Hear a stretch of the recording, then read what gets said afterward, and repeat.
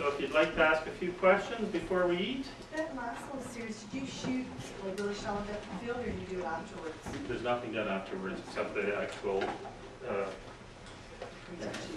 yeah, not even retouching, just and bringing in the lines of the curves, the levels to the end. And, yes. Did you do that beautiful design or is that? I do everything myself. I'm just very visual. I don't leave anything to anybody else. It takes a lot of time, but you know, that's the side. The thing is, I do very few shoots in a year. I maximize my shoots.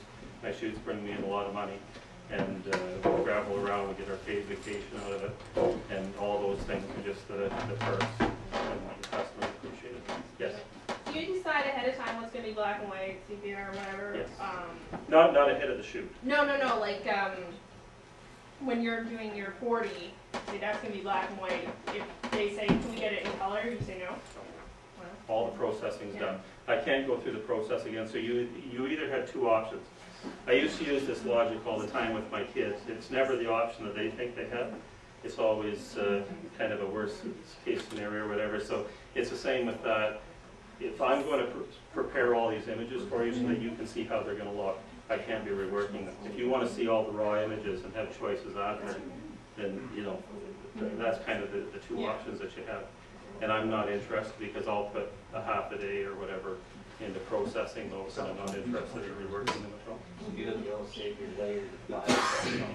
I just don't like giving people options. I know it sounds like not. So once you do something, you flatten it. Yeah. Well, no, not always, but I mean, I've done the conversions. I don't keep everything in color and convert. Yes, sir.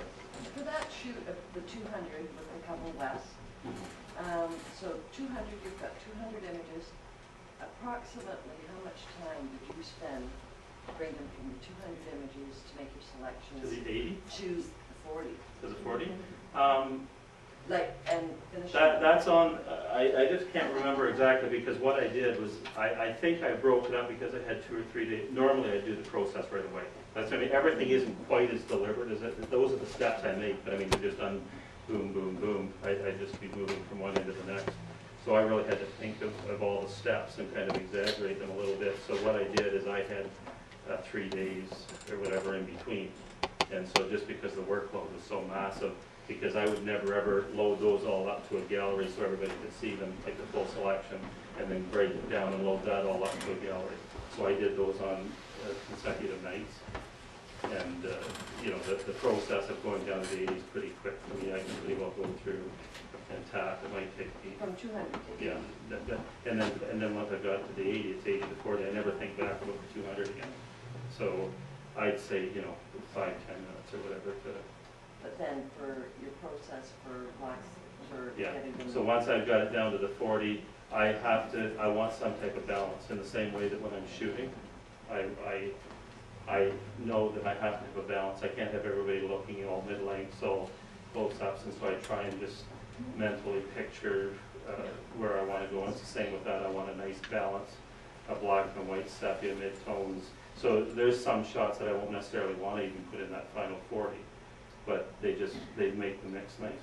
So it's just kind of it's an overall perception of where I want to go with it. I don't know. So you spend about 5 to 10 minutes on the individual shot in the processing? I'm very quick at my processing. I can have the thing done in no time. It's just a very visual thing for me. Like I look at, but I mean, over the if you're processing, like for instance, for a wedding, I narrow my selection down to 350 to 450. That's a lot of processing, and regardless of how fast. So that's why I've learned to be fast.